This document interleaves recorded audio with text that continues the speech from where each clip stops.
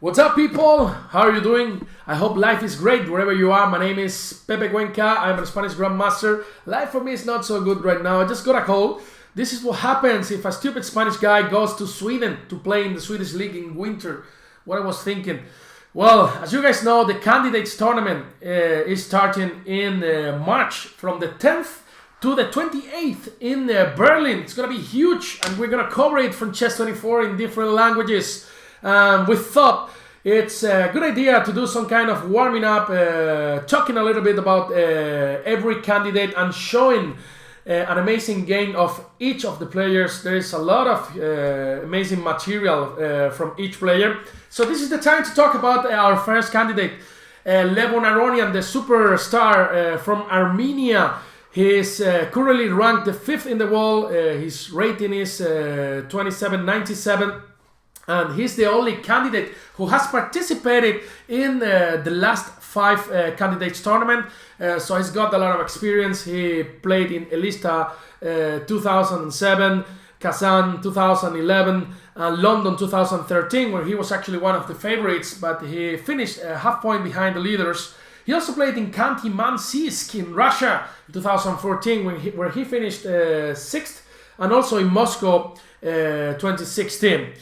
So what can we say about Levon Aronian? Well, we could take a look on the tournaments he has played in the last year. Well, he's been very active, and he's played extremely well. He's actually the favorite for many people. We could take a look and say that, for example, he has won important tournaments such as Grenke Chess Classic, or one of the most strongest tournaments in the world in the history, the Altibox Norway Chess, where he beat Carlsen, if I remember well.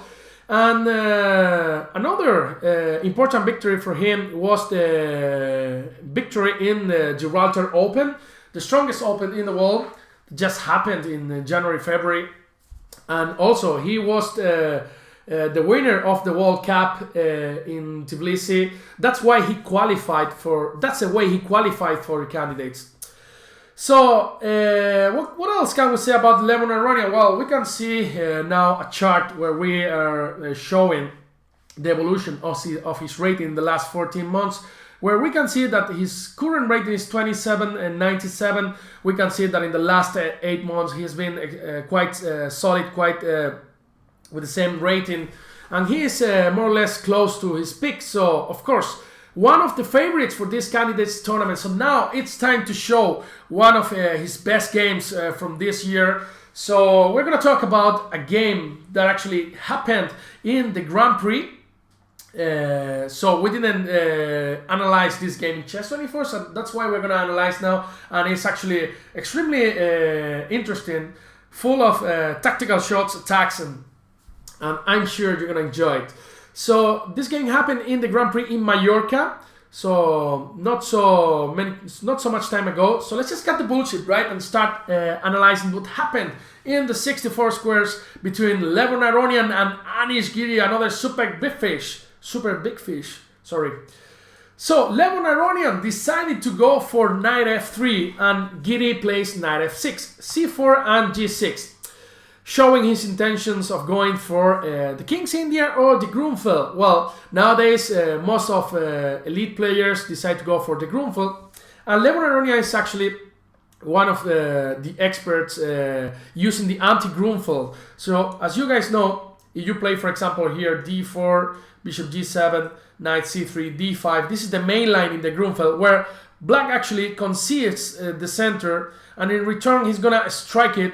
He's gonna attack it extremely fast with c5, knight c6, and put a lot of pressure on this nice white center, right? Instead, Levon Aronian decides to go for knight c3, d5, c takes d5, knight takes d5, and now there are many options available as a disposal. You could actually transpose to the main line by playing e4. You could play queen a4 check, is an interesting move. G3 going from the fianchetto, or queen b3, for example. Of course, d4 is also possible. But at this point, Levon Aronian decides to go for the humble move d3. And some of you at home could be asking, Pepe, what is this move? I don't understand. This is just, what is the purpose of this move? Well, I gotta tell you that it's actually quite interesting. Well, the idea is just to go bishop d2 in the next move. If you go g3 first, and after bishop g7, you can actually go d3. Why? Because of course black would take on c3. But after knight takes e5, d3, the idea after bishop g7 is to go bishop d2, where you protect c3, you give this square c1 for the queen, and since black has gone for the fianchetto, you could actually think on going with queen c1, bishop h6, and h4, and attack in a similar way that we attack it, for example, in the Yugoslav attack against the dragon, but in a grunfeld. So it's actually quite interesting. So black goes for short castles, g3, and now Giri says, you know, I don't care about your thing. You didn't occupy the center, so that's what I'm gonna do now. So that's why he plays c5, preparing for knight c6 and develop his the rest of his minor pieces, right? At this point, Levon Aronian plays a novelty in this position. Well, most of people here had played bishop g2, but he goes for h4, quickly going for the attack against black skin. Of course, now there's this point h5, where you will actually try to open the h file, then maybe later with the queen on c1, put a bishop on h6, and then try to get checkmate already in move number 14, right? There are three ways to counter this h4 idea. Well, you can actually play h6, h5, or just say I pass, you know? So let's just try to analyze the three options. Giri decided to pass, you know, he just developed with knight c6, but of course, whenever I'm playing against these h4 ideas, I'm really scared, you know, because I think I'm gonna be checkmated in 10 moves. So let's try to see the most, I would say, the most human ways of reacting against this h4 idea. The first one is h6. The idea is rather simple. You just want to react after h5 with g5, closing the h file. Of course, this has several handicaps. For example, white could play queen c1, and after king h7, h5, g5, and then there are so many possible sacrifices. Bishop takes e5, knight takes e5, followed by h6. And for example, after bishop g2, there are many tricks already in this position. One could say, what are you talking about, Pepe, stupid Spanish guy? What are you talking? What about if I just play knight c6, stupid Spanish guy? Well, the idea is rather simple now. I'm sure at home you guys have seen the way of winning in this position. Just knight takes e5, just wins on the spot. Queen takes e5 and boom, knight takes e5, and then give me your queen, baby, right? So that's why, for example, you got to go e6 here, and then there are many ideas. Knight e4, intending to go knight g5, or even knight d5. After e takes e5, you can just take on c5, and the position is a little bit better for white. I'm just gonna start switch on the engine. Sorry, I just forgot. But alright, so this h6 idea is also too risky. Of course, the most natural way could be h5, right? And there is a little handicap after this move, and this is of course the g5 square for a knight. For example, after bishop g2, knight c6, this knight is extremely annoyed on g5. It can never be kicked up, because if you play f6, this diagonal is going to be extremely weak, and your pawn structure is going to be weak as well. And this knight is attacking on f7, and it could also be reallocated on e4, attacking c5 at some point. So this h5 is also tricky.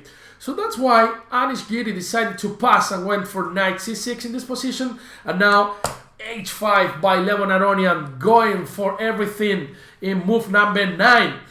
And Giri now actually finds an extremely brilliant idea. He just takes on c3, b takes c3, and c4. A really interesting idea. Let's just try to understand what's going on here. One could say, Pepe, this is just this guy's just giving me a pawn. I love pawns for free, man. Just gonna take it. Well, d takes c4 is actually not the best move. Why? Because now black gets too active. It's a good idea to open some lines where your opponent's king is still in the center. And this is white's case, right? This king is still on e1, and then of course it's really interesting to open some lines in order to put that king in some trouble, right? So for example, queen a5 attacking Carlitos. We got the Carlitos twins, you know, Carlitos 1 and Carlitos 2, but this is not enough sometimes. So queen c2 and bishop f5, for example, is extremely annoying. e4 and bishop g4, let's say bishop g2 and rook a8, and black is extremely active. The thing is, you can never take on g6 now. Why? I will show you now. And if you go short castle, then queen takes h5. If you take on g6, now you can take with Facundo, changing his name, and you see now a lot of activity on the f file. This diagonal is closed. Now there are no checks here due to your own pawn, Carlitos 1. Right? So that's why now black is extremely active. Actually, it has a decisive advantage in this position. So that's why after c4, d takes c4 is not such a good idea. d4 could be much more natural. Why? But the thing, we are giving black another break point, the e5. And now after e5 again, the position is gonna get open. And actually, I prefer black's position. So Aronian, he just plays after c4, he takes on g6, h takes g6, and queen a4. A really interesting move. Looking to Giri and say, you know what? If you got the balls, just take on d3. I think you won't have the balls. Actually, it's extremely tricky to take on d3 now. Denjin is actually saying that you can take on d3, but of course, Levon Aronian's idea is just to transfer the queen to the h file, and this is looking so extremely scary, right, for black. Who's got the balls to play this c takes e3? Well, the Jin says it's equal, but the Jins are crazy, right? Now the Jin says f6, bishop h6, for example, it gives the following line, queen a5, rook c1, queen a3, queen c4 check, rook f7, bishop e3, with a complicated position. I don't understand anything here, but of course, this is very, very, very tricky for black. So that's why Anish Giri decides to go, well, we're gonna say that now white is intending just to recapture with the queen. This is a different story. If we keep our pawn structure joined together and we manage to take that pawn on c4 with the queen, then black's position is completely ruined, right? So that's why Anish Giri decides to go for knight a5, saying again, you know what, if you want to take that pawn, I'm gonna ruin your pawn structure. Take that pawn on c4 if you are brave enough. Well, now Levon Aronian, with a good criteria, he says, you know what, now I'm gonna close the position. Since now you cannot play e5, since your knight is punished in the corner of the classroom, right? You were a bad boy, you were talking too much in class, so now you are in the corner, right? 100 times I shouldn't talk in class. This queen is telling that guy over there. Well, sorry guys, but now white has two possibilities of play. Well, you could try to go for the attack on the h file, but you could also try to play in a positional way like Aronian did. So b6 was played by Anish Giri, and now bishop g2, bishop g7 and queen c2. Positional play. Well, now I just want to go e4, occupy the center, and then maybe I will think I could go long castling and then bishop h6. Or I could even go just short castle, just to play with this nice space advantage in the center, right? Now black wanted to stop this e4. That's why he went to play queen to d5. Knight h4, queen d7 and e4. Black has managed at least to put a piece on the h file, so now this bishop h6 idea are not so clear anymore. So black reacts in the center by playing e5, and Levon Aronian, of course, doesn't want to give any life to this monster and close the position now to this guy and to this guy by his own pawn. Well, sorry guys for this arrow. This is not the arrow as well. This is a drunk bishop. This is the arrow. Yeah, this is the drunk bishop, we delete it. And now, the problem for black is this guy here on a5. Of course, if I would have already that knight on c5 or d6, my position would be playable. So that's why Anish Giri decides to reallocate this knight, and then he plays bishop c8. A strange looking move, but actually quite natural, since you want to reallocate this guy here. And now, Levon Aronian knows who solves your problem. Who solves your problem normally in chess? Is your daddy? No. Is your dog? No. He only shits out in the street, and then you have to take that shit and then to put it in somewhere else, you know. So it's Facundo, of course, who solves the problem. Most of the times, Facundo comes into the action.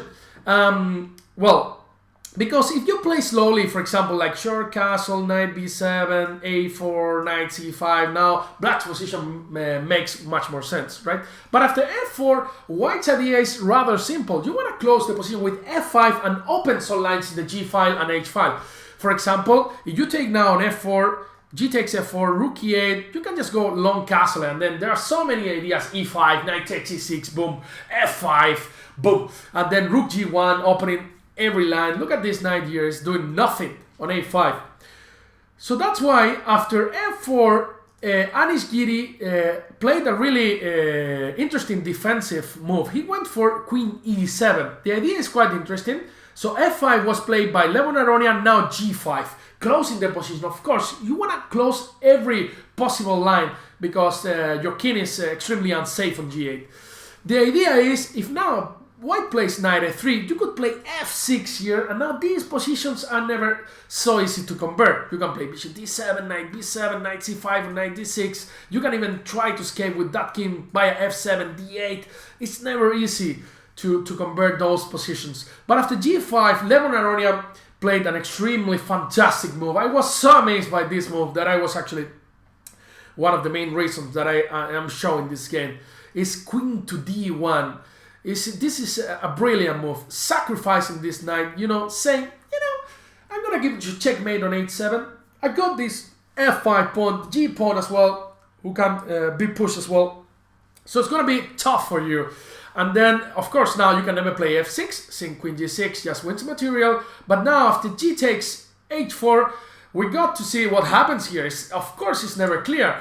Black can always put a rook on d8, put the king of an f8, and then it's never easy to convert those kind of positions where the bishop is on g7 doing a fantastic defensive job, right? So rook takes h4, rook d8, and now, well, if you play bishop f6, just rook g4 just wins the game on the spot. You go king h7, then just this humble move, king e2, followed by queen h1 just wins, and after bishop g7, boom, boom, boom, and king f2, followed by rook h1, bye-bye. See you in the next tournament, baby. This is what Levon would have said to Giri. So after rook takes h4, rook d8, and now queen h5, king f8 was played. And now Levon Aronian actually makes a mistake, according to the GM. It's so easy to talk from here, right? From outside the board. Then we go and sit in the board, and then we just do some bullshit, right? So. But the best move here, according to the GM, was bishop h6. The thing is, if you try to escape by playing takes and king e8, then queen g7 is actually very strong, with the idea of going f6 in the next move. So king d7, f6, queen e8, and now a beautiful move, rook h8, takes queen f7 and queen e7 checkmate. And then if you try to play some kind of f6 move or something like this, there is queen g6, and now rook h7 and rook h8.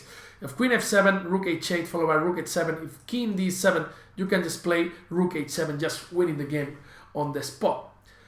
So now, instead of bishop h6, he went for rook g4, and now there was only one chance for Giri to survive in the game. He played the most human move, we got to say. He played bishop f6, and it looks like it's not that easy, right? Because with the bishop on f6, there is no sacrifice on g7. We covered the g7 and h8 square, sorry, and then this king looks like it can't escape from e8 and d7, right? So let's see what happens later after bishop f6. But the best move was queen d6. Even though the position is extremely difficult for black, the GM is saying that after rook g7, king takes, queen g5, you can never go to the h file since a rook is going to come to h1 and destroy you. King f8, king f2, even though white is a rook down, it looks like white's got an advantage. The plan is rather simple. You want to go rook h1 and rook h8. So for example, you try to escape with king e8, queen g7, and now bishop b7. Then you can just play rook h1, king d7, takes on f7. And now, even though if you play queen e7, you can just take on e7, and then bishop g5, king h7, give me that to me, baby, and then rook h7, rook e7. And even though you're a piece down, you're going to collect the e5 pawn, and there will be 4 passed pawns against nothing, and then your knight on a5 is just doing basically nothing. So that's why this line is also very uncomfortable for black. If you go king c8, just rook h7, again this position, this endgame, it looks like white is putting a lot of pressure against black, even though you're a rook down. But this, look at those three pieces. Basically, they are doing nothing. You can run with those pawns. You got these ideas as well. So this is an advantage as well for white.